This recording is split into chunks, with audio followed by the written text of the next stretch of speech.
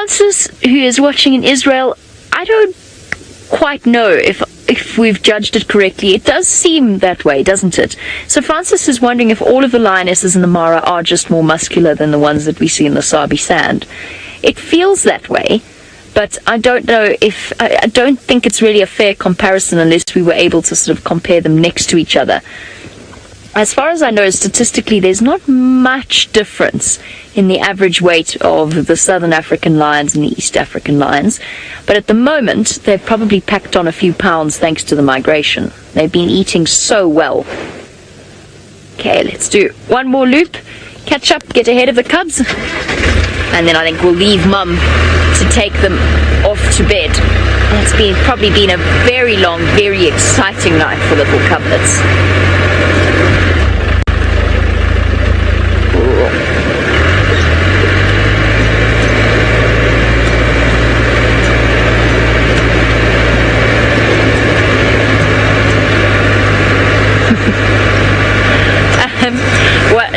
Let me sort of try and imitate what Alice's voice just sounded like while she was reading that question. It went Fidel. So I think the question came from Fidel, but I might even be wrong about that. Alice just went yes, firm. Don't know what the question was.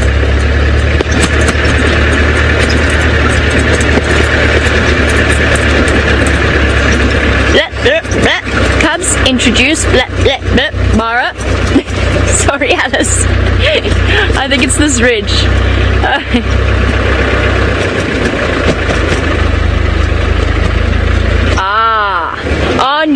Got it. Are new cubs introduced to the pride earlier than they are in Sabi? No, I think it stays around about 6 weeks old. And I mean, there's a very good reason as to why the lions do introduce their cubs after a period of time. And that is quite simply because the older cubs are rambunctious, they are playful, and they are not aware of their own strength. And sometimes if little cubs are introduced too early, they are killed by the older cubs, not intentionally, just as part of the game. So it's around about 6 weeks old that the little cubs are actually able to really not stand up for themselves. They still get knocked about furiously, but they are at least at that point resilient enough to be able to handle it. Oh, one is lagging behind, little legs working overtime to catch up with Mum. Oh, so tired. They really are too gorgeous.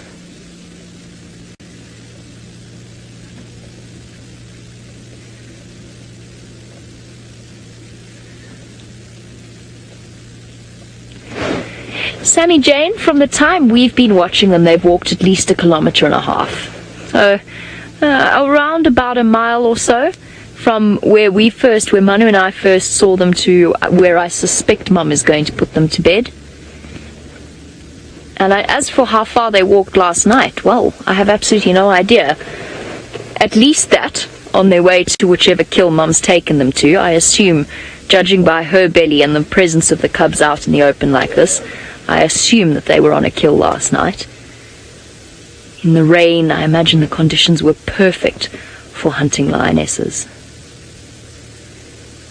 They are so minuscule. They barely come up to Mum's elbows. I should have gone round the other way. Sorry, Manu.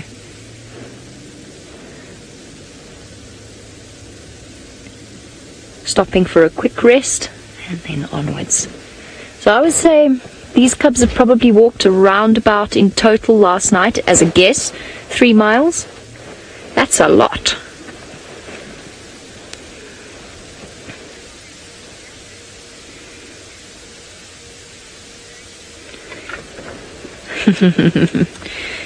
Jared, absolutely. The little cubs are going to need quite a nap when they get to their destination. Perhaps that's Mum's thinking. Perhaps there's a part of her that's thinking, if I walk these cubs a long way, They'll go to sleep and then I can sleep, finally. I doubt that's what she's actually thinking. Okay, well, it really has been a morning of cute, fluffy, sweet little lion cubs. Let's see how many cute adjectives we can come up with. Let's send you across to Tristan with more lion cubs. It has, Jamie. It's been a very, very cute baby cub filled morning. It's been wonderful, really. It's been so nice here on Djuma also to now find the hyena den again and see those little ones that are so active and playful, and that they're in a beautiful den. That Aubrey's den is really is wonderful. It's got very nice kind of views all the way around it, and it's nice and open, so it's going to be wonderful to spend time there. And well, our lion cubs are not so open, but it's still very, very cool to have found them and at least to know where they are, because I think this afternoon we'll still be here. They're going to spend a lot of time in this area. I'm pretty sure this mound that we're up against is where she's keeping them, or if not here, there's a lot of little drainages and fallen over trees that she can go into and use those to hide these little cubs. But the cubs are pretty much not even visible anymore. They are lying down just to the right of her, so that's where her head is, and then the cubs are sprawled out kind of to the right hand side there. So I'm going to leave them fairly shortly. They are sleepy, they're resting. I don't want to disturb them anymore. We got such a nice sighting of them suckling, and hopefully this afternoon she's going to come out just to the left of where she is now. So if we see just slightly to the left, there is a beautiful open clearing right there. So I'm hoping that this afternoon she's going to lie there. So we'll come there later and have a little look and see if we can get a better view of these little cubs. But we've been absolutely spoiled this morning, so we're going to probably carry on and try and find some other things to look at, because like I say, these guys are flat, they're sleeping, and well, we've gotten I wanted to just get them used to us. I don't want them to get, nervous or anything, and ultimately at the end of the day we've been given a glimpse at them, and so that's all we could ask for, really, is to have a little glimpse and then to be able to get out without disturbing them. I'm just trying to get around. Sorry, Senzo, you're right there. So I'm just going to keep Senzo out of the bush. There we go. Thanks, Senzo. Senzo saved me from being slapped in the face there. So there we go. And out we go. But how cool is that? That's very cool. To have found them there in that little thicket is just the most wonderful thing. I'm so excited. And I'm happy at least we know where the den is. And as long as we get tracks this way, they're now of the age that we can start following those tracks and start heading into this area to check it out and to make sure that she is here. So it's really cool. At least now the viewing of these cubs is going to get so much better. We're going to see a lot of them, and as long as, like I say, we just pick up tracks. If there's no tracks, then obviously we wouldn't come here. We wouldn't head into this direction, because ultimately you don't want to come to the cubs if there's nobody around. But in this case, like I said, I was 99.9% sure that she was here, given the direction she was walking and the fact that she's left the rest of the pride and she was on her own. So it was a worthwhile gamble, that's for sure. Now, I am going to head and try and see if I can make the impossible possible, which is going to be very interesting if this is going to happen, because I don't think it will, given my luck with this particular individual. But there is a report that quarantine is right on the fire break of Torchwood, but moving in a westerly, southwesterly, is kind of up and down a little bit, towards Gari Main, Chitwa area. So I'm going to head in that direction, because it will be my first time to see quarantine, and even if we don't get it right, we'll go down to Chitwa Dam and have a look what's happening there. But it'll be worth a try and to see, because like I say, he's my bogey animal. I never managed to see him, so I'm going to try and head in that direction. Maybe I get lucky and maybe we get to see quarantine. I think it's a fair bet, given our luck this morning. Maybe it will roll our way and we will get to see what we want to see. I believe he's stalking some Steenbok at the moment, so it's anyway, well, it could be any way that he goes. I mean, hopefully the Steenbok runs south and he kind of follows them southwards, because that will be in our best interest, but obviously that's just being selfish. What's that over there? What have I done with my binoculars? Oh, there we go. There's binoculars. I just sent a whole bunch of mics flying, so let's get those. That would be a big bundle of grass that's there. So I thought it might have been another lioness lying under a bush, but it was just a bundle of grass. And we know this Tamboti Dam is here, so it's sometimes worth just checking there.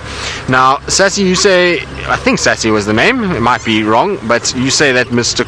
Q is your favorite leopard. Well, yes, he's, I believe, a favorite of many, and a lot of the guides love him, and I've spoken to a lot of my friends that have seen him, that have come as guests, and they say he's a beautiful individual. So I would love to see him. I unfortunately haven't yet had a chance, but I really would love to get a view of him and be able to see him one day. It will be magnificent to catch up with him. He's, like I said, the only lineage of Karula that I haven't seen, or the only cub from Karula that I haven't seen, and so it would be great to be able to catch up with him and to be able to see him and spend some time in the presence of quarantine. From the photos, he looks like an impressive male, that's for sure. I'm just trying to see actually from this side if it's better to maybe go to view those cubs from this side this afternoon. I don't think so. It's very dense there, so I don't think you're going to get anywhere near where she's lying. She's chosen a very good spot, so she's done very well. She's got lots of cover. The only problem for her is that this is a busy area. There's a lot of animals that move this way because of Gari Dam to my south and Tamboti Dam to my north. That's going to mean that there are lots of animals going up and down, and so she's going to have to be a little careful with that and make sure that she watches where those hyenas are moving to. But at least the hyena's den is quite far away from where she is, so she should be okay. Interesting though, that I was wondering if those hyenas were going to follow her tracks, because when we saw those hyenas sniffing around on her tracks, I was just thinking to myself, I wonder if they might go and follow this and see where it goes. Sometimes hyenas are quite brave in that they'll follow lions' tracks in case there's some meal somewhere, but maybe they decided better of it and they wanted to go to their own den, so they left it. I believe those two males ended up crossing also into Buffalo's Hook, so I don't know where they were off to and where they wanted to go.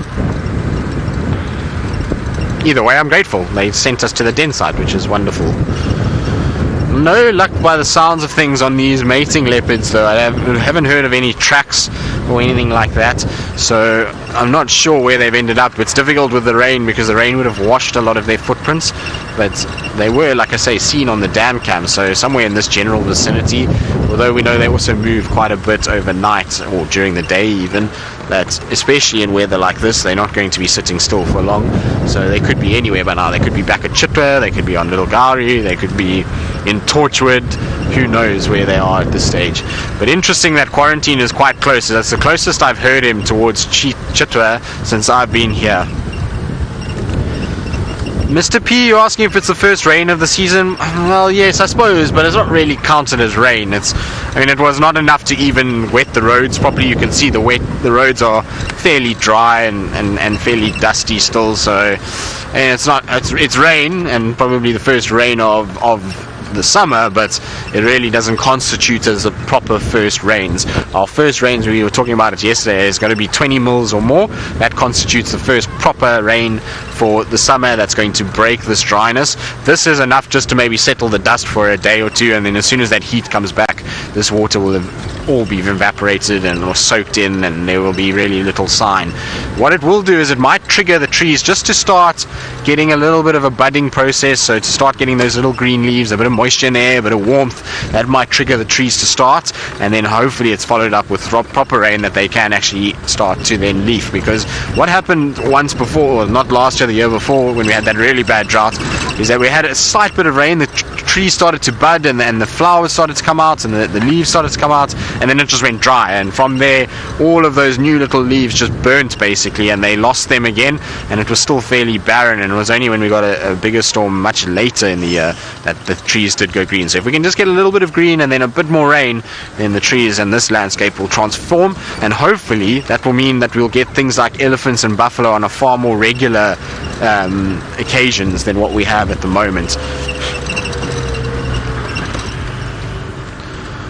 But I'm coming up towards Gari Dam now just to have a little look and check, and like I say, we're going to slowly meander our way down towards Cheetah Cutline, Gari Main, just be in place for if things do change and they do head towards the south. He might carry on to the north and we won't get any visual of him, but it's worth a gamble at the end of the day, and gambling on spots is what we do, so maybe we'll get lucky with that. And like I say, given our morning, we've had so much luck already that it's not beyond the realms of possibilities to be able to find these guys. Let's just check if I can see any tracks here. I know the guys have driven here already, checking around and trying to find these tracks. Whether or not they picked them up, I'm not quite sure.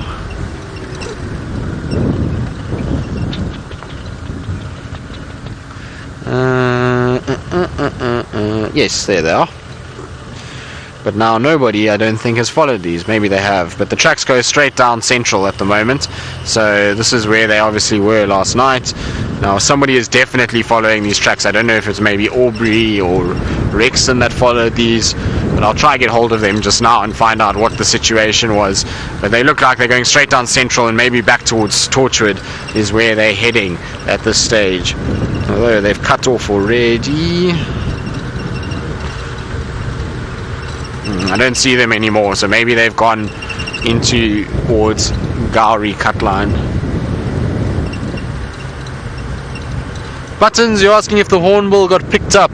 Well, I picked it up and put it into some black bags, and the guys that want to DNA test it and check it out picked it up this morning. So they were there now. I believe Lou just told me on the radio that they came to fetch Hammered Harry, and so all the staff will be happy now that they don't have to stare at Hammered Harry while going to go and get some food out of the freezer.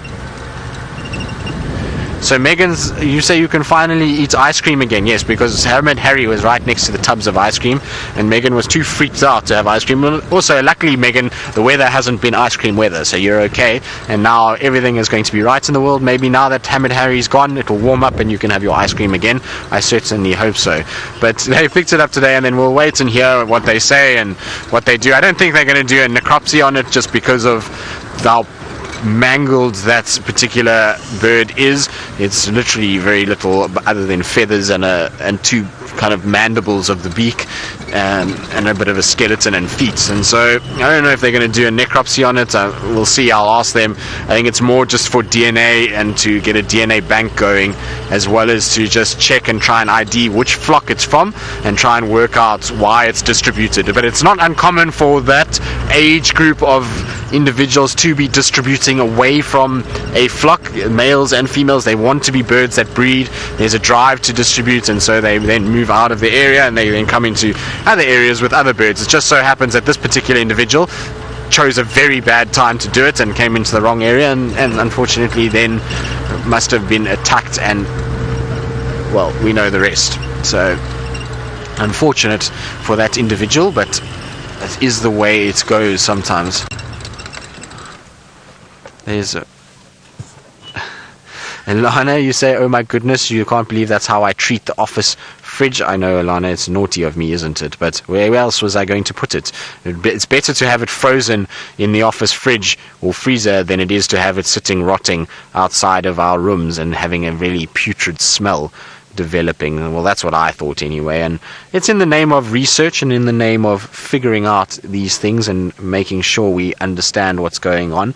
So everyone was fairly understanding. I'm joking that the guys were upset about it. Everyone kind of laughed at and we made a bit of a joke about it, and that's it. It's really not that bad. It was double bagged. It didn't smell in any way in the actual freezer, so it's all good. Now that bird that we saw just flying past quickly was a hooded vulture, so maybe coming from where the sticks had a kill yesterday, starting to get a bit of sunlight, a bit of warmth, maybe a little few thermals, and it's now starting to get up and move. Most of those vultures that we saw yesterday would have been stationary at Chitwa Dam during the night, trying to just wait for the sun to come up before flying. Now I'm sure there's not very much left of that carcass. In fact, I would imagine there is nothing left of that carcass, and so that's why they're now starting to depart and move on.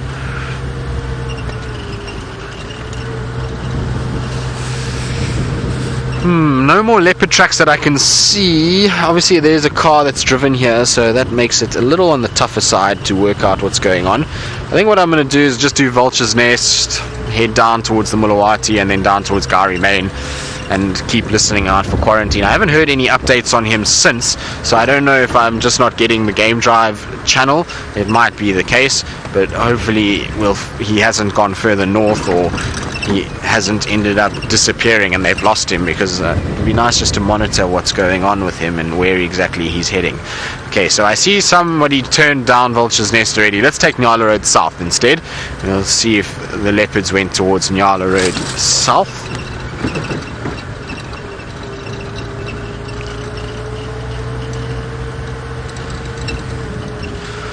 Right, so it sounds like in our morning we've had hyena and its cubs, and then we had lion and cubs, but it sounds like Jamie has decided to imitate but just reverse the order. So she's had her lion cubs, and now I believe she's got a hyena pool party, which should be interesting.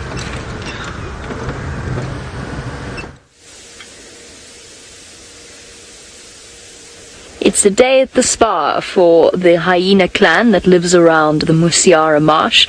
They've all gathered together around a pool, and oh, incoming! One hyena racing towards the others. There must be about 10 hyena here, give or take. There's about 6-7 of them around the water, and then a couple more on the outskirts. They really are enjoying their day. They've obviously been scavenging and potentially hunting most of last night. And now they're taking the opportunity to play, bond, and relax. And hyenas love to wallow. They love to climb into the water and wallow in the mud. And that one looks like it's got a very sore paw at the back. Didn't look like it. Yeah, it's not putting any weight on it. Here comes some more coming in. Oh, yeah, that's a very sore paw. Sorry, let's have a look. Can we have a look back at that hyena? Sorry, Manu. I was looking at the others. Shame, baby. And typically when hyenas fight, they tend to go for the bottom and the feet and the ears, which is why it's very common to see 3-legged hyenas wandering about. And they can survive for years on 3 legs. I mean, this one, the injury might actually heal up quite quickly. I don't know exactly what's wrong with that leg. It doesn't look very comfortable at all.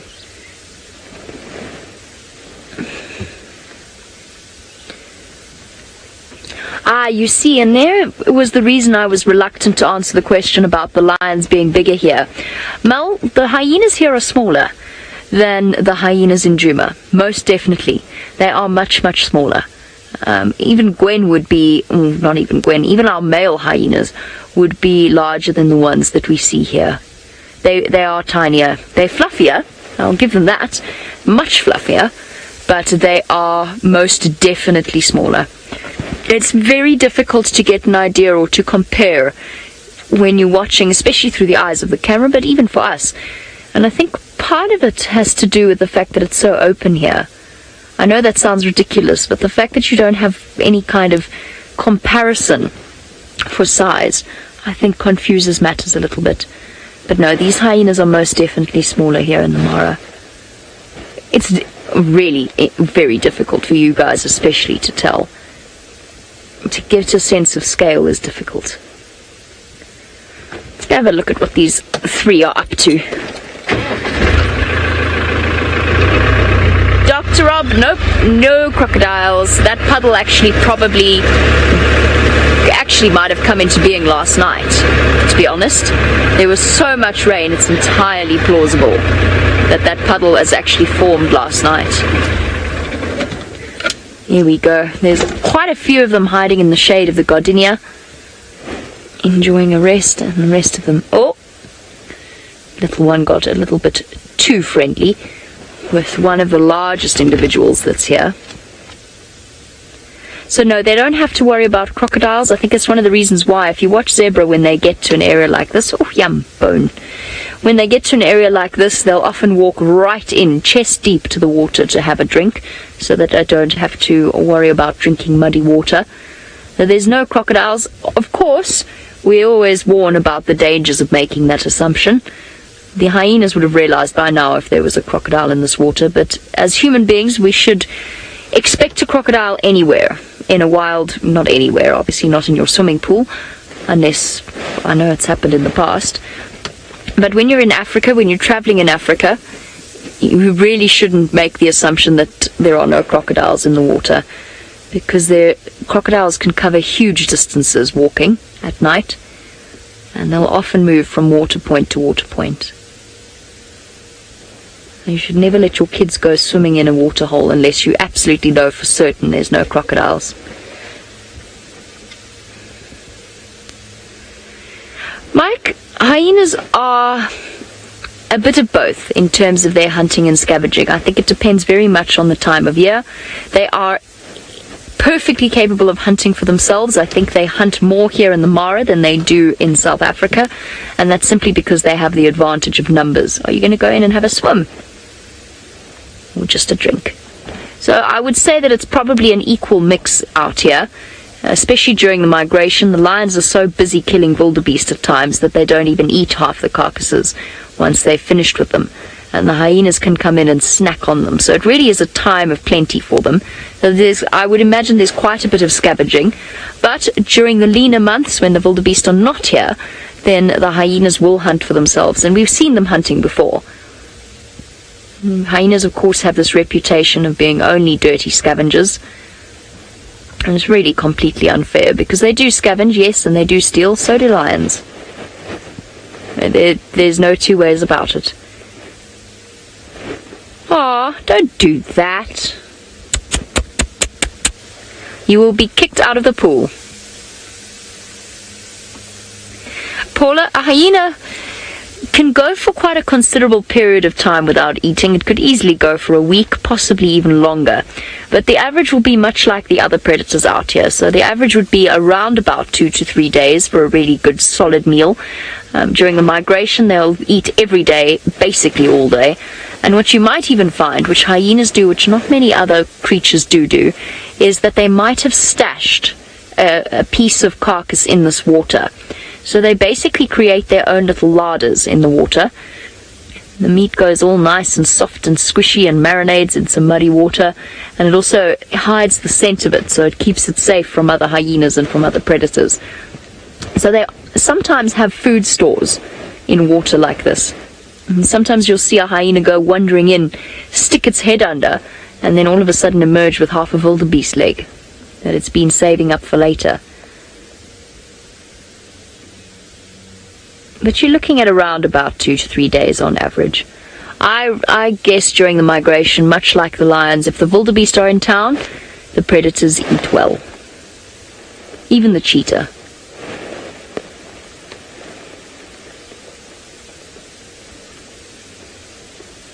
I saw one of them nearly slip in here. Just want to see if that's what happens to this individual. Nope, just going for a drink. Yeah, you go to the other side of the waterhole to have a drink. I thought so. Safe that side.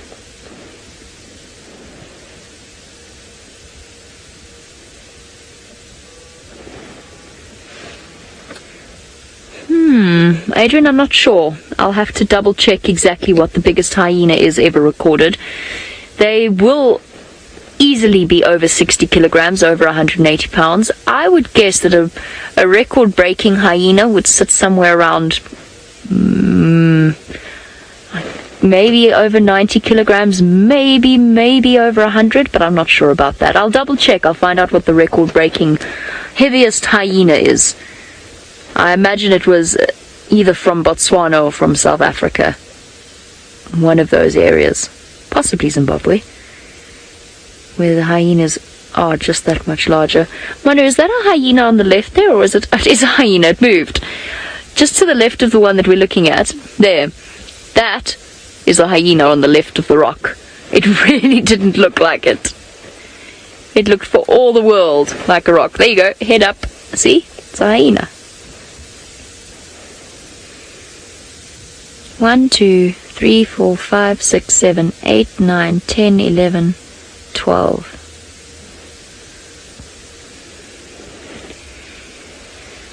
Campion Dewey. No, not all hyenas that are born into the clan stay in the clan, especially when we're talking about young males. Often when they reach sexual maturity, they will move off and they will become nomadic, and sometimes they will eventually find themselves accepted into another clan, which makes sense. Obviously, you want to keep the inbreeding to a minimum That's not to say it doesn't happen, but it's quite rare with hyenas. So they want to keep inbreeding to a minimum, so the males will disperse, and sometimes you'll find that the females will disperse as well, usually in a very large clan, and you essentially get a split where a family, related hyenas or females will move away together. Because remember that hyena clans are not like lion prides. They're not all related to each other at all. There's different family lines within a hyena clan itself. Lots of greeting ceremonies happening. Obviously the typical hyena greeting, which is to stand and lift your leg so that the person you're saying hello to can have a sniff, and vice versa.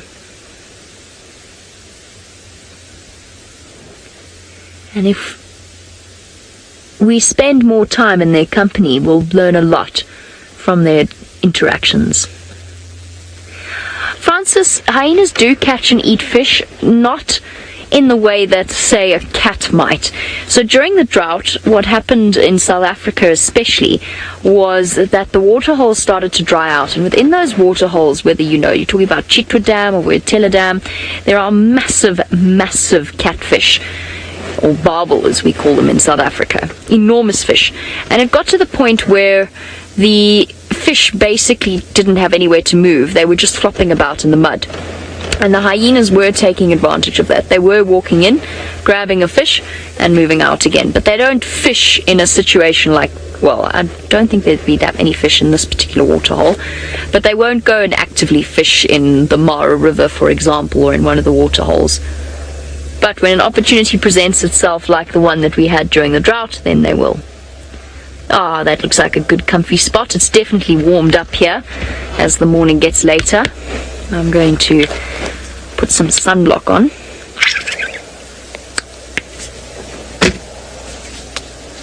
Sorry, I can feel myself burning already. So you'll just have to bear with me. I might have slightly overdone that.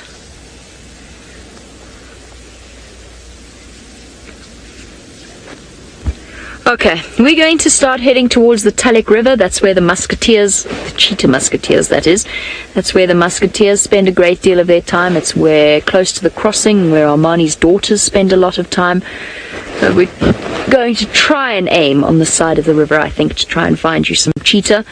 If not for the sunrise safari, then definitely for the sunset safari and tonight. We're going to leave our raggedy band of hyenas. I wonder what the clan would be called. The Marsh clan, maybe. We're close enough to the marsh that I think it might be the same. Or perhaps the Ridge clan.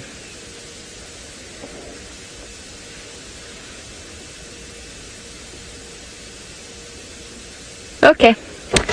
Bye-bye, hyena.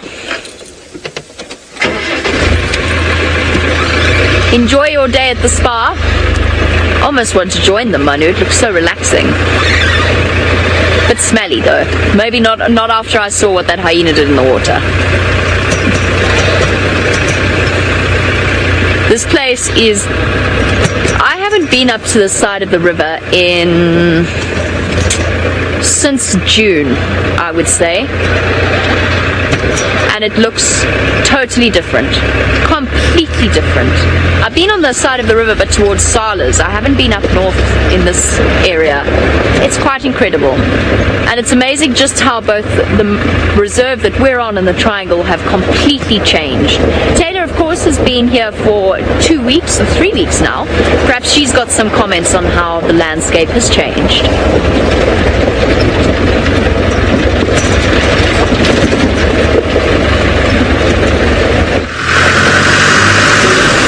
I didn't actually get any of that. Sorry, Alice.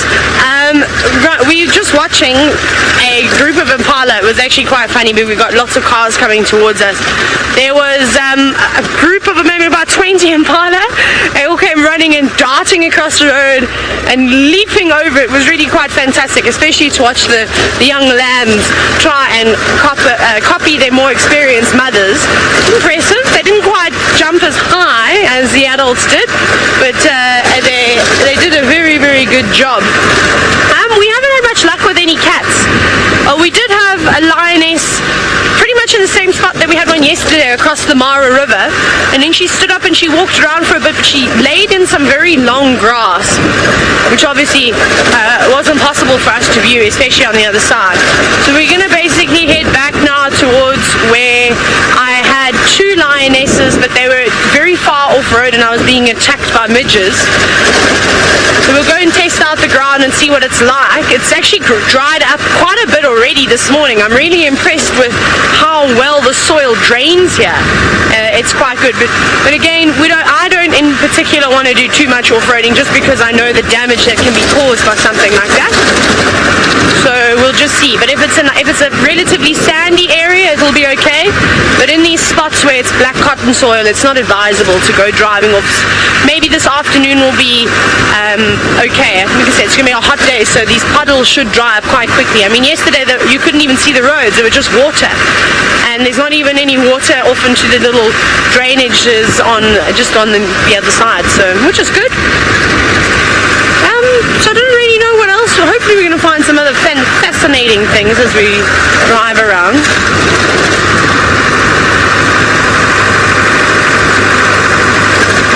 Now, a question from Patty, and it was, do any of the guides do field research when we're not live? So yes, we do.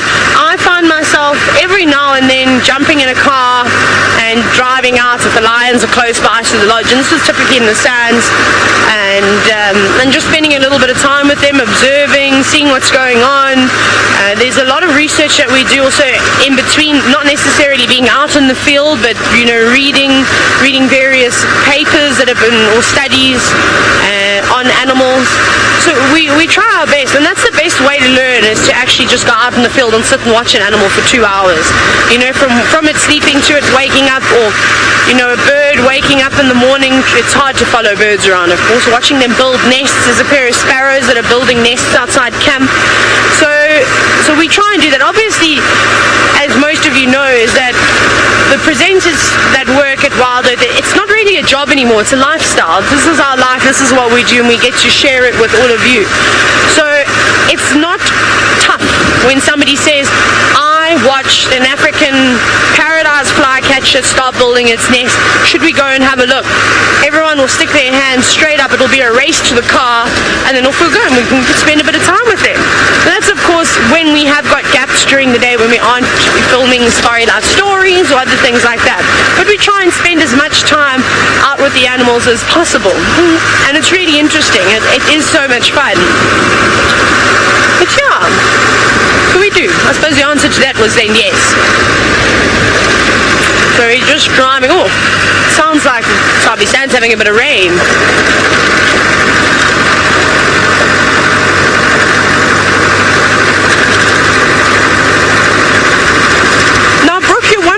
As we're driving, there's a bit of wind, it's hard to hear the questions. And the question was from Brooke, and it was about why do we see so many changes of color in the soils? It's just got to do with the different minerals and things. So typically the redder soil that you start to see is high in iron, so it's being oxidized.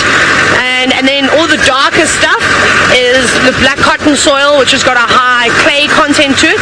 And then you'll get these rocky areas, you'll get the shales, they'll have a specific type of dirt, color to it, depending on the minerals that are in the soil. So that's all it is.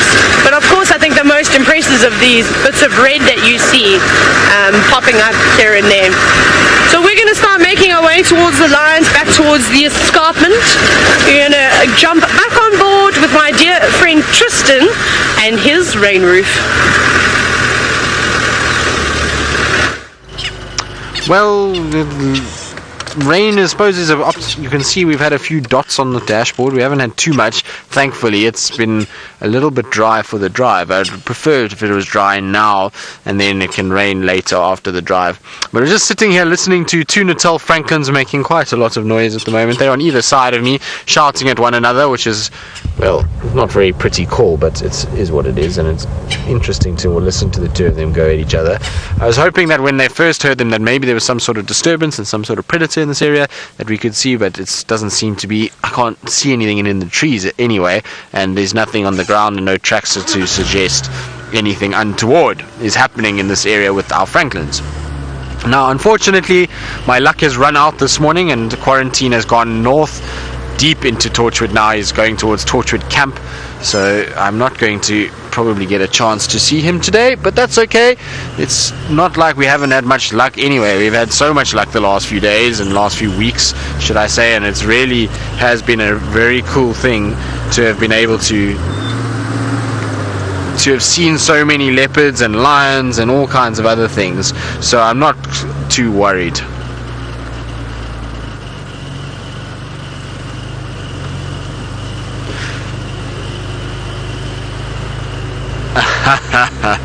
So Lou says to me an update from last night's conversation of how many days we've been on Djuma with cats and that we should start counting, and she's saying that I've had a cat every single day since I've been back from leave, which is pretty crazy, and that's 11 days, and we haven't counted the days where we didn't drive, because I said to Lou, it doesn't count if I wasn't on drive. It's not my fault that the internet was out, and actually we weren't even out, so we can't then say we didn't get a cat. We didn't just get a feed from Djuma, not to say that there wasn't cats around that we could have shown had we had internet, because there was. So we would have been able to show cats on those days where there was no internet as well. And so it means 11 days straight if we exclude those 2 drives we missed because of internet problems. And well, I think that's a pretty good return, if you ask me, with regards to actually getting cats at Djuma. Now there's tracks for a leopard here. Looks like it goes into Djuma, which is good news. Just want to quickly check that they don't turn back. But it looks like they go in towards Twin Dams. They're not from right now. They're not on top of the rain, but they're still pretty good. And with these Franklins making a bit of a noise, maybe, just maybe, we have a cat lurking around Twin Dams at the moment. Wouldn't put it beyond the realms of possibility. I just want to quickly just go back and check one more time on those tracks and see how fresh they are.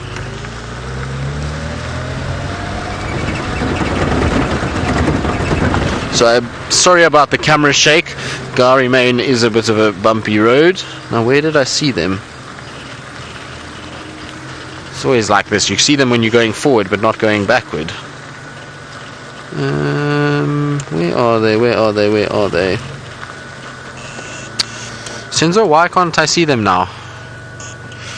Well, that's because they went off here, that's why.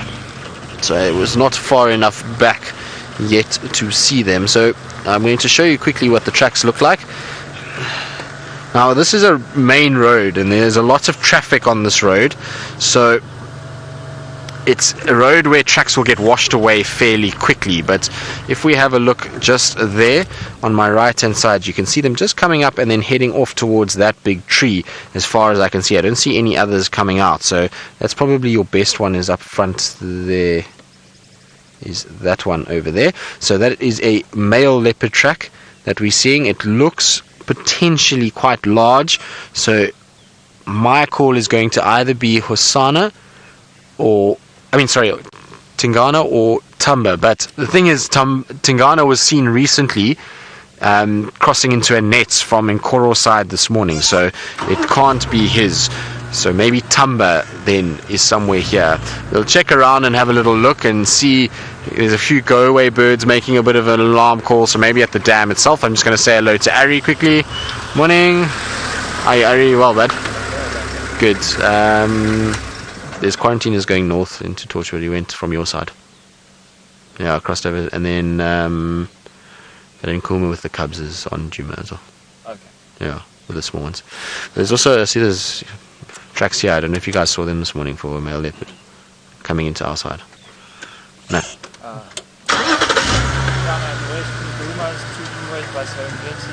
Okay. Okay. Cool. Awesome. Cheers, guys. We'll see you later. So just getting a few updates from the guys and just chatting to them and seeing what they say and what's happening. It sounds like Nkuhuma Pride is still... What is that on the termite mound? Is that our leopard? Hang on a second. No, it's not. It's just a stick, but it just looked like a little leopard's ear on top of a termite mound. So no, it's just a stick. But He was just telling me Nkuhuma Pride are on that side with the two Birmingham boys still on Arethusa.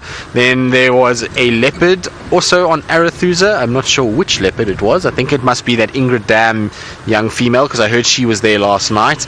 And then there was two leopards on Shirley's, which must be Moya and her cub, given that that's generally an area where they hang out.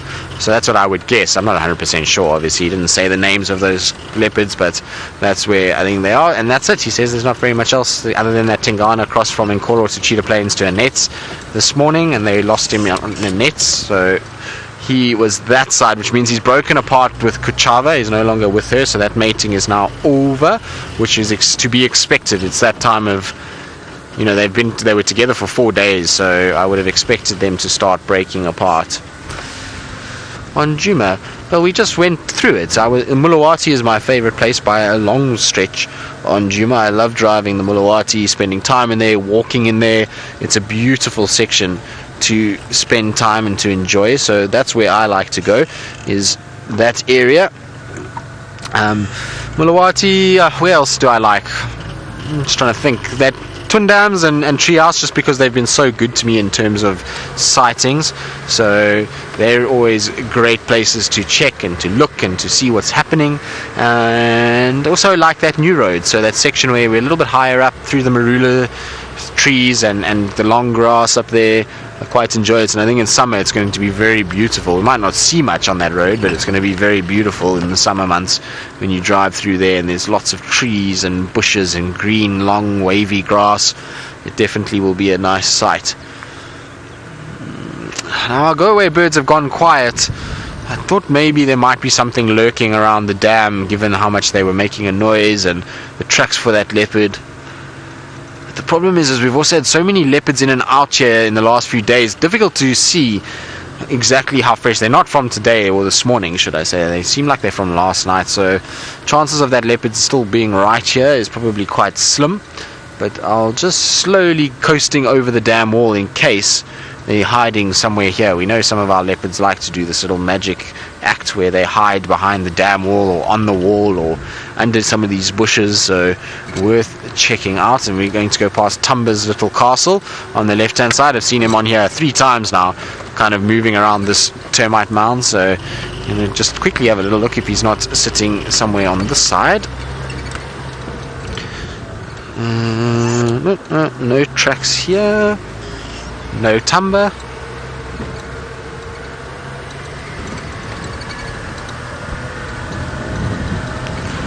Mrs. Zero, you're asking if Kuchava has cubs or falls pregnant, let's say. Are we looking at cubs for Christmas? And yes, we will most certainly be looking at cubs for Christmas, given that it's now mid-September, so mid-October, mid-November, mid-December. There we go. It is just around Christmas, New Year. That's where we would be looking at if she did, and wouldn't that be nice? A little Christmas miracle in the form of some leopard cubs. Now, the thing is I'm not sure it will take. Remember that their first matings often do take a while, and sometimes I've seen young females mate for 6-7 months before they actually fall pregnant. It kind of takes a bit of time in that first little initial phase, but hopefully it will be, and hopefully she dens somewhere where we'll be able to see her. I'm hoping it'll be on Chitwa, but I, in all likelihood, think it will be a Nets or Cheetah Plains that she's going to den. But you never know, maybe she makes use of Chitwa Lodge. Now that she's done a bit of exploring with Tingana, she's probably had her eyes opened up to a whole new world and a whole bunch of interesting places to go and check out and have a look around for various sort of food items, water, den sites. So who knows where she's going to end up, but I think my bet would be Cheetah Plains or Nets is where she's going to have her cubs. Depends on where the sticks are and what the sticks are doing with their cubs, though. If the sticks are heavily in those areas, then she's probably not going to den too close to where they are, but you never know. I mean, I've seen lions and leopard dens not too far apart from each other, but normally they try and sort of spend time away from lions, so you might find her pushing into Chitwa a little bit. I don't know. It's going to be interesting. It's also, you can never rule out Nkoro. So we'll see. The thing is, it's going to be dependent on what Tundi does. If Tundi decides Chitwa is really not for her and doesn't go down that direction much anymore, then she might push that way. But if she does head there, then she'll, in all likelihood, push Kuchava away and south back into her nets and Cheetah Plains area. Now I'm slowly approaching Janet Jackson's home. Seems like she's returned from the beach yesterday, and I'm hoping that she's going to be back here and in her little hole curled up. Yes, I think she is there. Do I see her? I'm trying to just go a little bit further away so that she doesn't bolt. Is it her? No, I don't think so. I think she's not there today.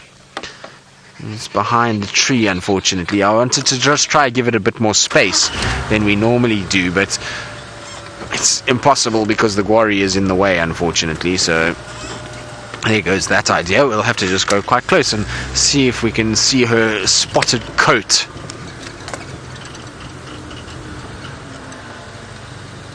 No, she's not there, unfortunately.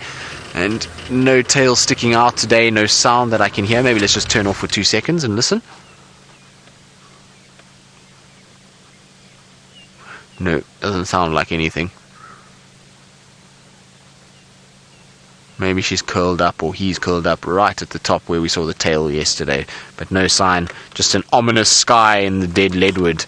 Now it sounds like our Gowrie repeater is not doing so well with these clouds. It means that it uses solar power, and so it's starting to dip a little bit. So I'm going to try and make my way back up towards via telesignal areas, which is generally towards the center part of Djuma. So I'm going to slowly start turning northwards, and as much as it would be nice to mess around in the Mulawati and look for any signs of that leopard, we're not going to be able to with the signal. So let's go back towards Treehouse maybe and check there, and then we'll just hang around the center area and to try and have a little look for anything in those areas. So sometimes when you get forced to do these things, good things come, because you're checking areas that you wouldn't otherwise have looked, and maybe something happens. Right, while I do that and head up that way, I believe Jamie is still with some spotted creatures, so let's go and have a little look.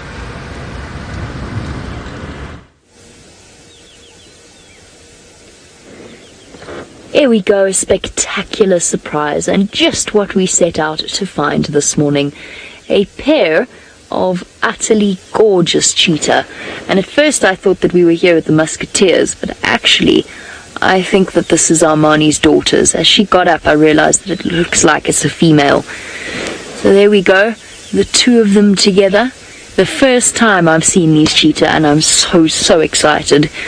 What I'm going to do quickly while I'm here, I know where I am, but just in case when it gets dark, I'm just going to GPS their point so that when night falls, we can find them once again.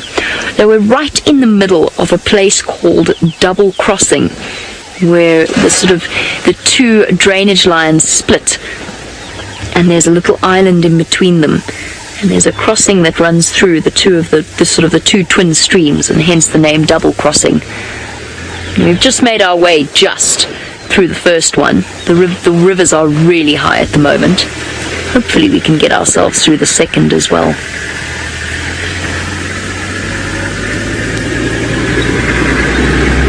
This is the wonderful thing about being in the Masai Mara. Although we did see cheetah occasionally in the Sabi sand, really we've been absolutely breathtakingly lucky with cheetah sightings in the Mara. And an opportunity to get to know them, I think, over the course of the next few months is what I'm looking forward to most. Tammy, interesting question while we watch these cheetah, who perhaps are contemplating their breakfast, and my stomach is rumbling. What sort of food do people eat on safari? Well, while we watch these lovely ladies, what sort of food do we eat? Well, typically the food is exceptional. I mean, if you're a guest at a lodge, they will have prepared, if you're going out all day, they will prepare a lovely breakfast for you with eggs and bacon and whatever else you want to eat, depending upon your dietary requirements. Lunch will be a spectacular buffet of various cold pastas, meats, salads. And then, of course, the evening dinners will be either the traditional ugali, so essentially perhaps a dish of goat and cabbage, or if that perhaps doesn't suit your taste, if you want to go more western, then you can have I don't know, whatever the chefs happen to prepare for you, depending upon where you're staying. So really, the amount of choice is vast. As to what we eat, well, Manu and I have got some slightly soggy sandwiches, and some coffee and some biscuits, some dried fruits, some nuts, chips, chocolate, snacks, all around. And we will be going to Al Shaiki Lodge a little bit later to spend our afternoon there. Oh, we've got so lucky, they're walking right towards us. I thought they were going to go the other way.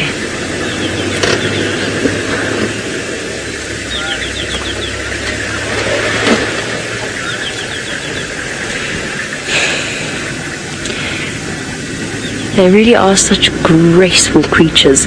Are Lara Moore? That is also a fascinating question about why it is that cheetah are spotted and yet lions are not. Why would that be, since we know that the spots work for camouflage? I think really sweet, look at the two of them. Still fluffy, huh? Still just that little bit fluffy. Are Lara Moore? I think it's just because of the way that they hunt. So lions have that advantage of being social predators, and they're still camouflaged and they're still ambush predators, but they are social hunters. Whereas cheetah, for a large part, are solitary hunters. I know right now we're sitting with two of them, but these ladies are young. They're still very, very young, and they will be moving off independently over the coming months. Hopefully we'll be able to keep track of them, but females do have a massive home range. So I think the fact basically that they are essentially solitary hunters like leopards, it means that there's less room for error. Nobody's got your back, which means they've got to be able to creep up right up close. And everybody always talks about the fact that cheetah prefer to hunt in pure open spaces. But actually I've seen them really enjoy an area like this where there's enough vegetation to hide them as they sneak up on their prey. Joshi, absolutely you can tell the difference between individual cheetah. Do I know these cheetah well enough yet to do so? No, I do not. I can tell you it's a pair of females, and therefore most likely Armani's daughters. That it's statistically in this area, double crossing, it couldn't really be any other cheetah. Each and every single cheetah's spots are completely unique. They're as unique as a fingerprint. And typically what researchers will do, organizations that monitor these cheetah, they will have pictures of mainly the sides of the cheetah. A side-on shot is the best way to identify them. And they will look for what I used to do when I was busy when I used to work identifying various animals, and cheetah as well. I used to look for distinctive marks, and I still do that. I still do that with leopards as well.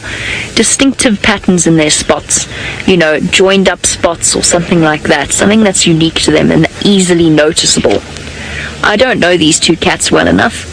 I think if we spent each and every single day with them, we'd know them as well as we used to be able to recognize Karula or recognize Shadow or Tundi or Tingana. Once you get to know them, every animal has an individual look. So yes, absolutely we can. Jared, I don't know. I'll ask the research team whether or not they'll collar them. We are in contact with them. We do chat to them every now and again. I'll find out from them whether they have any plans to collar them. I'm not sure what their protocol is on collaring cheetah and which cheetah they decide to collar. Because most of the collared cheetahs that I know of have been males in this area. Obviously D'Artagnan being one of them, the male in the musketeer group. So I'm not sure. I'll try and find out for you whether that's on the cards. It might be that the massive movements of the females preclude them. No, it shouldn't stop them from getting a collar. I don't know. I'll find out for you. Interesting question. Obviously, collaring is something that's only done where it can be of benefit to the animal species as a whole.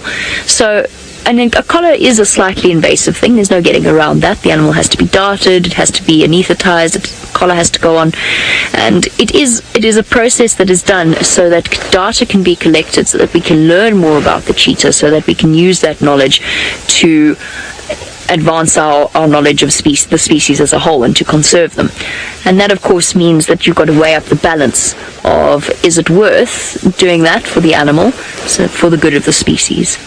Rebecca, the lines on the cheetah's face, very distinctive. Of course, there are many just so stories as to how the cheetah got the lines on its face. I remember when I was 10 years old, I had to write a story about why the cheetah had lines on its face. And it was because poachers stole her cubs, I think, was what my 10-year-old mind came up with. I was obviously deeply concerned, even then, of the impact we were having on the world. The reason that they actually have the tear marks down their faces because they're diurnal hunters, particularly during the morning and the afternoon.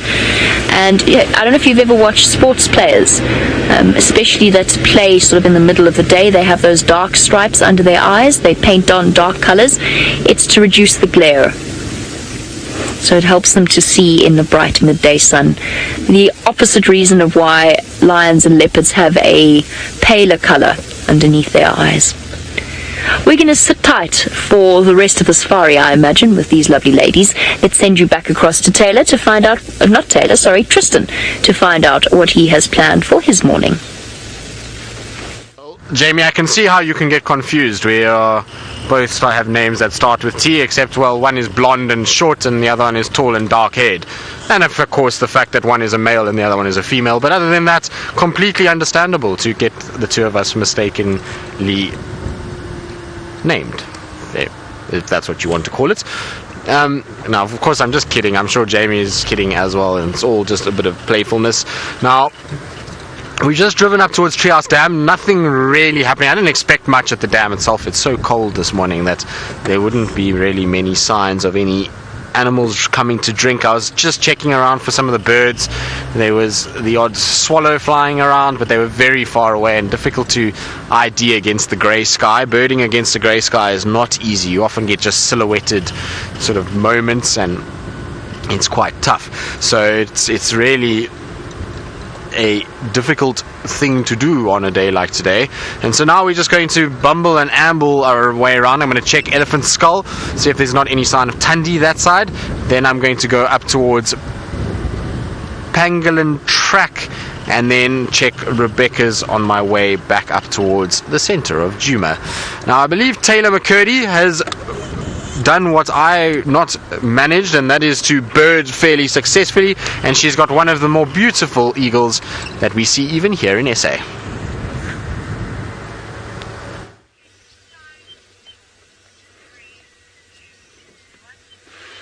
Look who we've got sitting up in the tree and actually standing still for a change. The last time I tried to put a black-chested snake eagle on screen for you, it was flying about, but here's a better view. Now, if you're wondering what that white patch is, I think it's just the wind maybe blowing up some of its feathers, exposing some white feathers, but it is a beautiful, beautiful animal. Now, they're really easy to identify, and because we're so used to seeing the brown snake eagles, they've got the same head. Their head looks too big for their body, that bright yellow eye, and then, of course, they're sort of little stubby looking, the rest of their body. Like I said, their head always looks a little bit too big, but lovely nonetheless. And it's smaller than the brown snake eagle.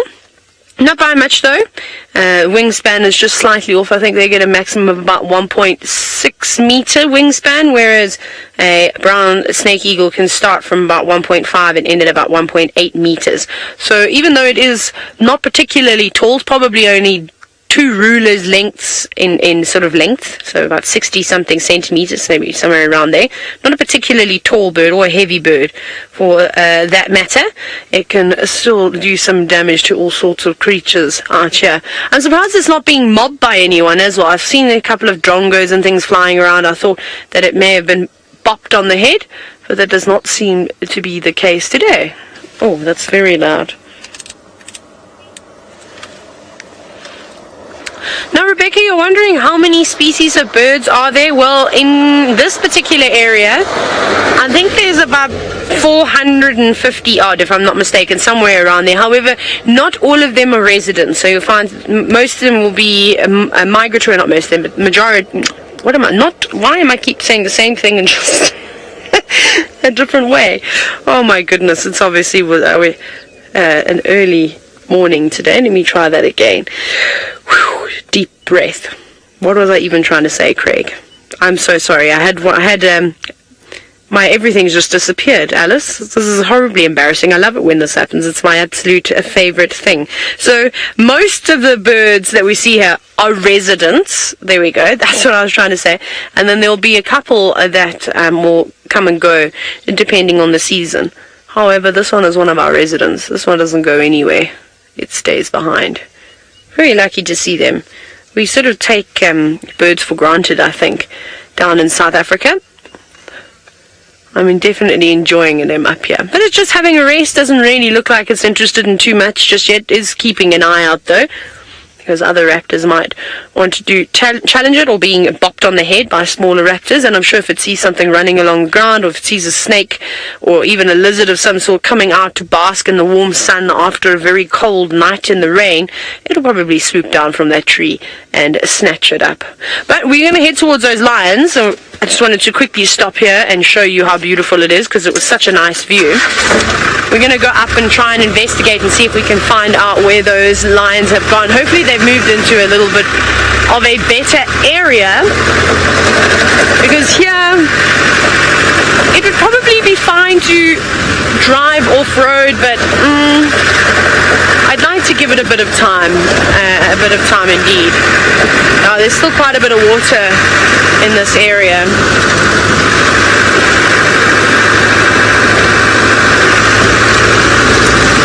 There we go.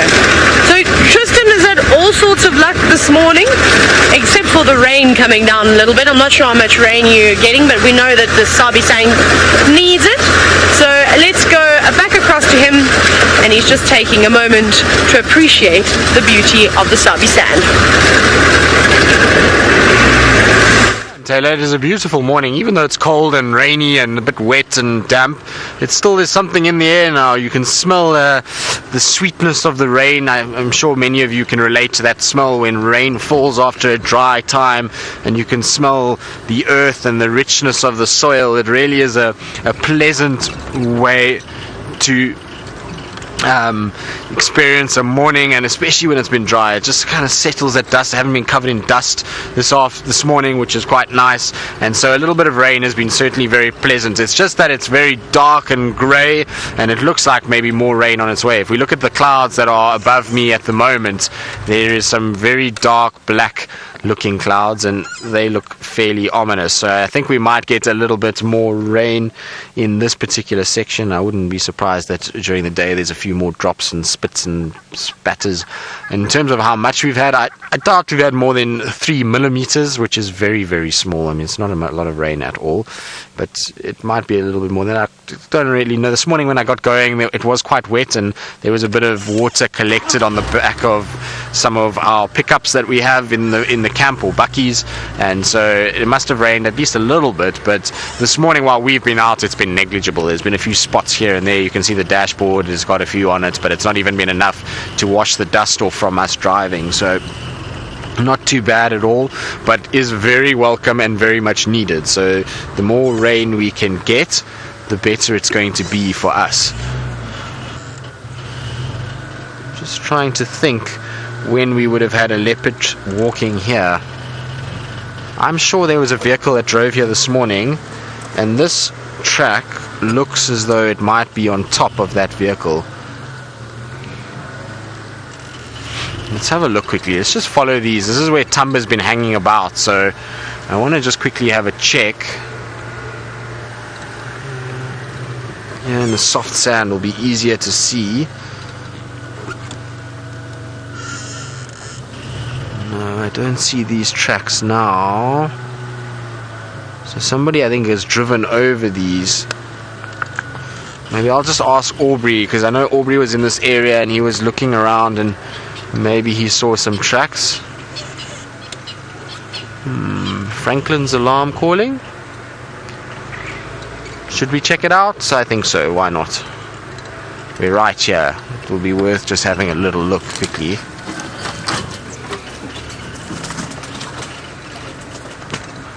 They're sitting up on a branch there. It's not really that sort of indicative. If they were up in the tree and they were squawking a lot more maybe, but they're sitting, you can see where they are, they're just over there.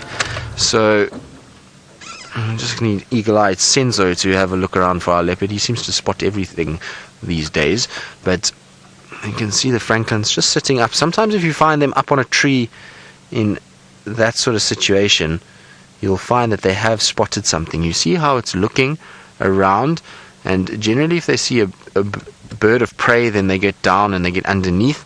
But if it's something like a leopard, they will go up into trees to get away from them like that. So maybe there's a leopard lurking around here. Might be worth just doing a little bit of checking and looking around. We know Tumba often is close to Franklins and doesn't actually really chase them too much, so he might be sitting in this general vicinity. I want to just ask the guys if they followed these tracks. There's a little spike thorn thicket, which is also perfect place for a leopard to hide out.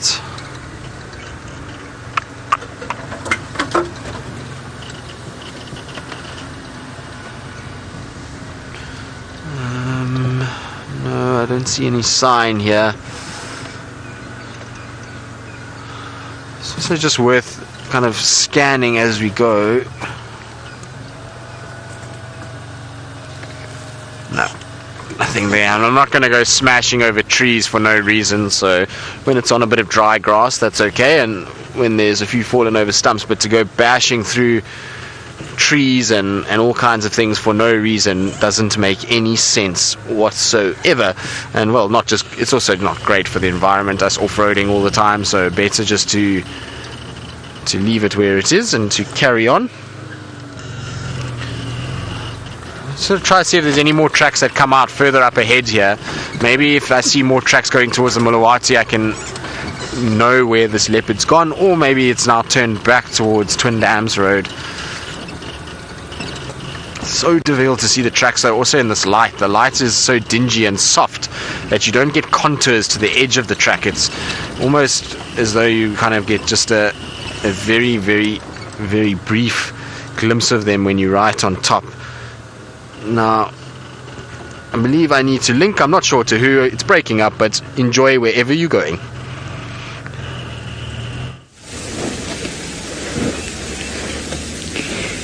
Still with Armani's lovely daughters, resting up in the shade. And I went a little bit earlier on an excursion to go and see what everybody else was looking at about 100 meters or 100 yards away from them. And it turns out there's a couple of impala hidden in the trees near the river. I don't think that they're that interested at the moment though. They really look, it has got exceptionally warm, and I think they're going to spend the rest of the day like this. They were hungry though. When the one stood up, it was really very clear that she was feeling particularly empty-bellied. So they look settled. I think this is what they're going to do with the rest of their afternoon, or morning and afternoon. So Armani, I don't know if these two have names, but Armani of course means peace. And she was named during the 2013 election. Were there elections in 2000? No, it wasn't the ones in 2007.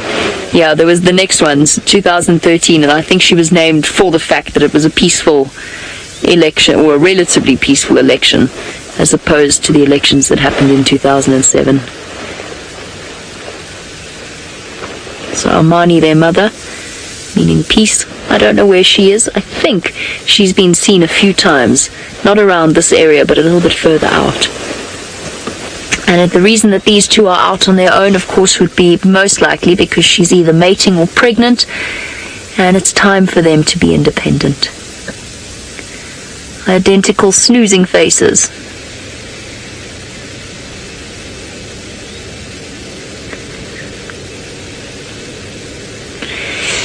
Rebecca, these cheetah are young. I don't know exactly how old they are. If I had to guess, I'd put them at around about a year and a half, somewhere around there.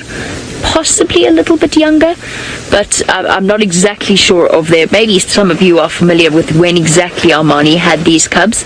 I know that it was around 2016. I don't know exactly when in 2016 it was. But if you look at them, they've still got fluffy little manes on the back of their necks.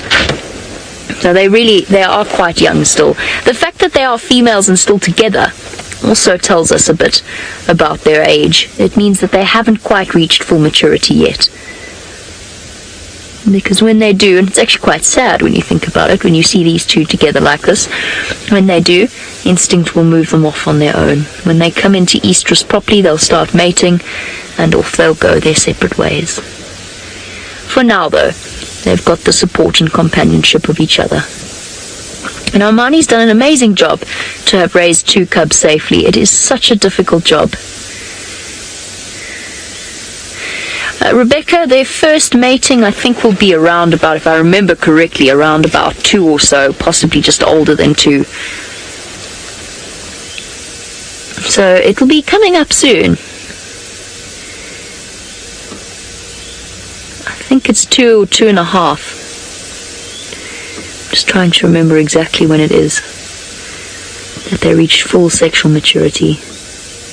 Yeah, it might actually be even older than 2. I think it might even be 2.5 at the earliest. 2.5, they will mate for the first time. And remember, in the beginning, not all matings are successful, so it might actually take them another 6 months to fall pregnant. So they could be around about 3 years old by the time they have their first litter of cubs. It's good, gives them a bit of maturity, a bit of experience in terms of raising a cub in a very difficult environment. Reeti, they don't need food every single day. You'll find that with Cheetah out here especially, they'll hunt every day, and they'll most likely be successful in their hunting efforts every day. Whether or not they manage to keep it away from the hyenas is a completely different story. So there are so many scavengers out here, and there are so many hyenas in particular, and lions as well. Lions will also scavenge from Cheetah, that it becomes a very difficult process for them. So they might only eat a proper meal every 2 days or every 3 days. It's exactly kind of what we were talking about with the other predators as well. They are going to get up this evening and they are going to hunt. And if I were to try and predict how the scenario is going to play out, I think they're going to wait for it to cool down, for the animals to start to come to the water, and they're going to use the surrounding vegetation to wait patiently until the impala or Thompson's gazelle get close enough for them to plan their ambush. I know. Mr. P, I agree. It is amazing how Cheetah managed to take down such large prey with such tiny heads and tiny canines. They really are not built in the stocky, powerful way of leopards or lions. A completely different kettle of fish. These two I don't think would take anything down much larger than an impala and maybe a baby zebra or a baby wildebeest, but we've seen the musketeers do extraordinary things. Right, well, there is one creature out here that I can guarantee they would not be able to hunt. Let's go across to Tayla with one.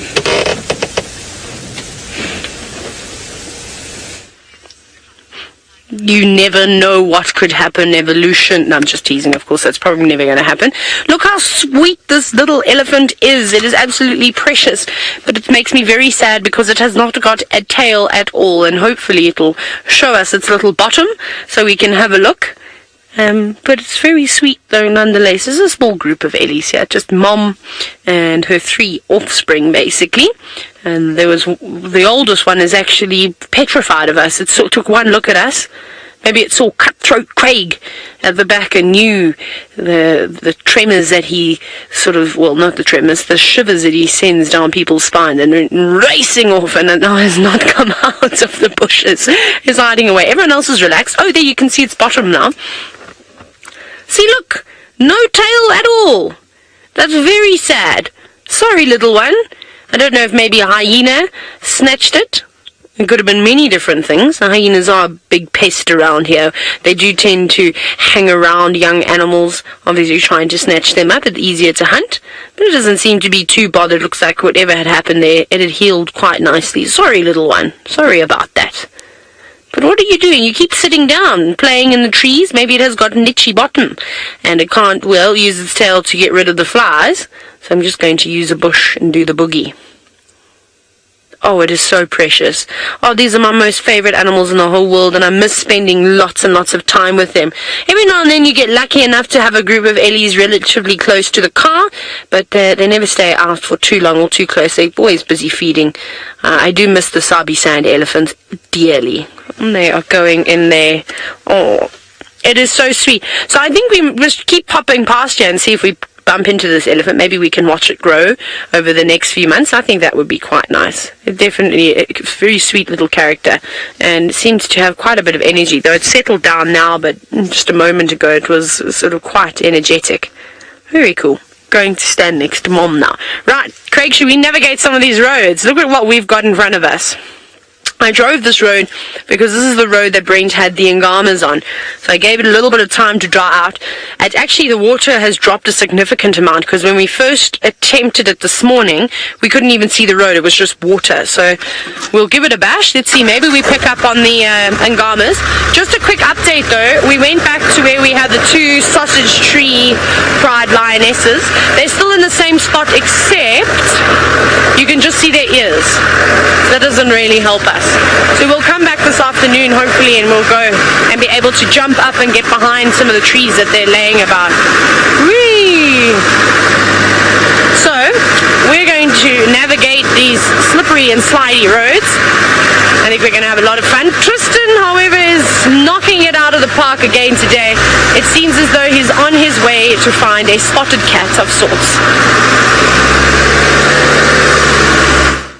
I am, so I'm following the tracks southwards of this young male, as we saw them just now, and the guys have bumped into him right in front of me. So he's right here at Twin Dams, where we were a little bit earlier, which is fantastic news. So luckily we did find these tracks and follow them, because nobody had seen them, and it was lucky that he's now lying somewhere just here. So we were slowly but surely kind of following along, and had alarm calls of birds. And remember, I had the alarm calls around Twin Dams earlier, and I was saying I wonder if there's a leopard somewhere here. So we are very close to where it is. Now hopefully I will be able to find him here. There we go. He's just on this side.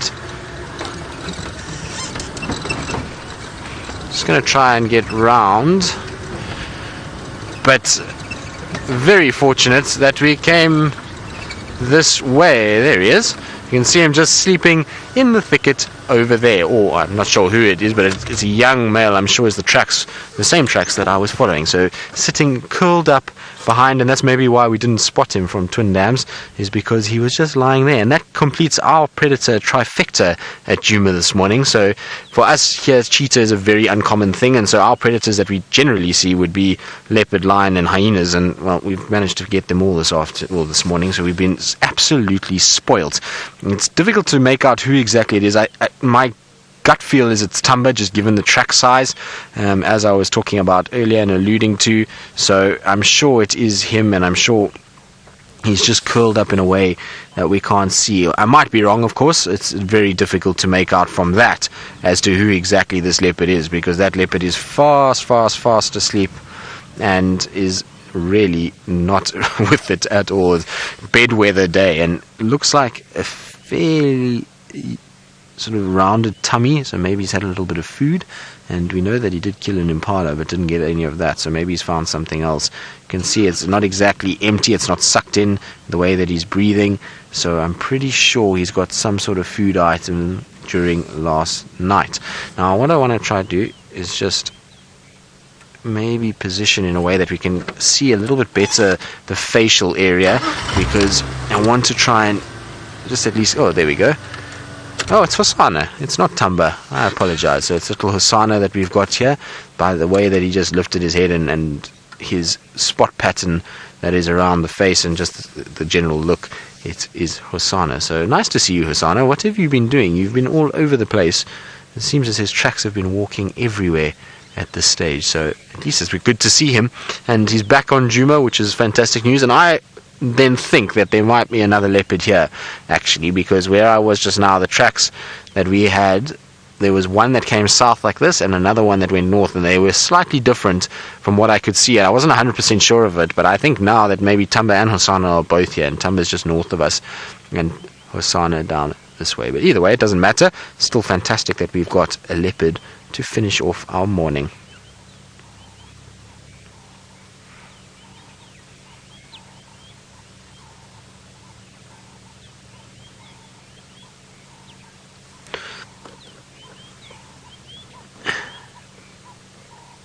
Jared's buddy, you're asking, what do guides and researchers mean when they talk about 4-3 spots, as you were reading that about Shongile yesterday? Well, it refers to the spot pattern around the whisker line of a animal, and it's a way that we identify these individuals. So when I talk about a whisker pattern, I am going to show you fairly shortly what I mean. I just need to get a photograph of a leopard that I can explain it to you in a better way, because the way that Hosana is sleeping at the moment is not going to be very easy to point it out at all. Now I'm going to try and just quickly get said photo, but it's an identifying feature. It's a way that we will basically uniquely mark a cat, because all their spot patterns are different. No spot pattern on a leopard is exactly the same, and so the researchers use it for that point of view. Right, Senzo, so if we have a look here, this is a sort of photograph of a leopard, and I will show you now what I'm talking about. Is here on the whisker line, so you see these are the whiskers that are coming down. You see just above there are spots.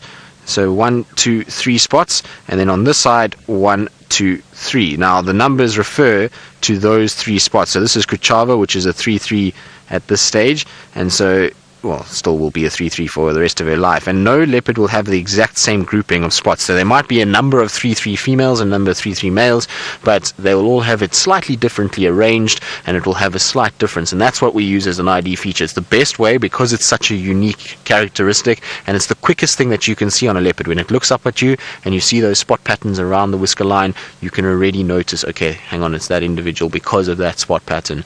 There is other characteristics that you can use to ID things. So researchers and guides will use nicks in the ears, they'll use colors of noses, eye colors, certain little markings, like Tingana's got a little smiley face on his shoulder. So a number of different ways that we can utilize to be able to then work out who is who and make sure we can get the correct identifying features on them. But this leopard is fast asleep and is taking it very easy. Lux, this is the exact spot where the famous leopard standoff was between Hosana and Tamba, and I have a funny feeling that might not be the last time we see these two males together. Both of them seem to be loving twin dams at the moment, and until we get proper rain and there's water everywhere, this is where they have to come to find water, and so they are going to bump into each other, I think, a few more times in the next little bit. Hopefully it always ends as amicably as it has in the last instance, and both of them ended up being just fine, and so hopefully it'll be the same again if they do meet up. You can hear the little go-away bird just calling, and I wonder if he might pop his head up at some point if the go-away birds call. It's no wonder we didn't spot him from where we were just now on the dam wall, because, the way he's curled up and behind a bush, and it really is impossible probably to see him from that damn wall. So at least we've come and somebody else bumped into him, and we would have got him eventually following the tracks. Anyway, we're going to sit with him a little longer, see if he pops his head up for us. And while we do that, let's go across to Jamie and see what she's doing in the Mara.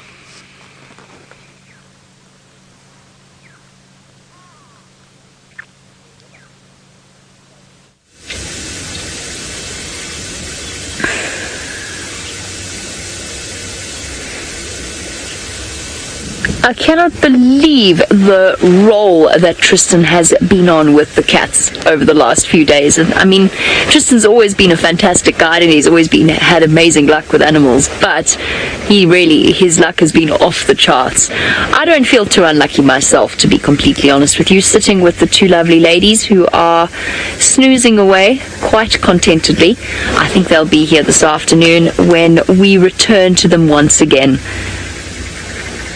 I'm going to now find my way somewhere I've never been before, but that's half the fun, half the adventure. I'm trying to work out exactly I know where we are now, but trying to work out exactly how to get to where I want to go is an entirely different story. And then Manu and I will probably join you late into the sunset safari, and then we will stay out all night, not necessarily with these ladies. I think we'll stay with them until they settle down for the evening, and then we'll go off in search of other exciting things to show you. Who knows what the evening holds? Perhaps we'll catch up with those lions we saw earlier. Absolutely, Anna-Marie. The cheetah do remind me as well of the tall, sleek runway models. They've just got that elegance about them, that narrow waist. Everything about them is sleek and efficient.